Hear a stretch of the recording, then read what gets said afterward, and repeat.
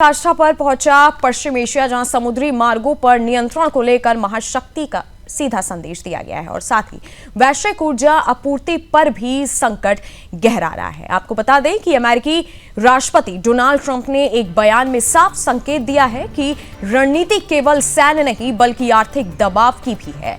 उन्होंने कहा कि उन्होंने सामने वाले पक्ष को एक अवसर दिया था और उनका उद्देश्य सबसे बेहतर समझौता करना है। उन्होंने ये भी जोड़ा कि अगर वे तत्काल निर्णय लेते तो उन्हें भारी सफलता मिल सकती थी, लेकिन उन्होंने ऐसा कदम नहीं उठाया क्योंकि वे चाहते हैं कि समाधान स्थायी हो। उन्होंने साफ किया कि जो रणनीति अपनाई जा रही है उसका पूरा विवरण सार्वजनिक नहीं किया जा सकता है, लेकिन परिणाम बहुत जल्दी सामने आएंगे। बयान में सबसे अहम संकेत उस समुद्री मार्ग को लेकर आया जिसे उन्होंने स्ट्रेट कहा और यह बताया कि फिलहाल उस पर पूरा नियंत्रण उनके पक्ष के पास है।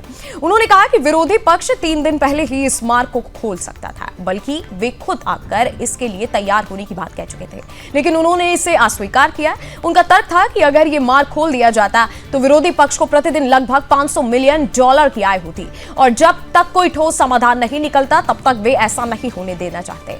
उन्होंने यह भी कहा कि यह मार्ग तभी खुलेगा जब कोई समझौता होगा या स्थिति में कोई अत्यंत सकारात्मक बदलाव आएगा।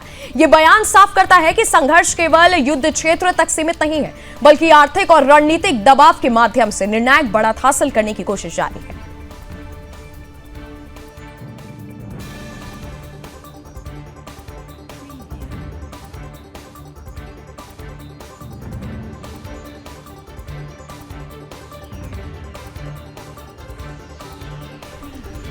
और इस समुद्री स्ट्रेट पर नियंत्रण का एक तरीके से ट्रंप का बड़ा संकेत सामने आया है, जहां पे आर्थिक दबाव में रणनीतिक एक तरीके से ट्रंप की कही जाए।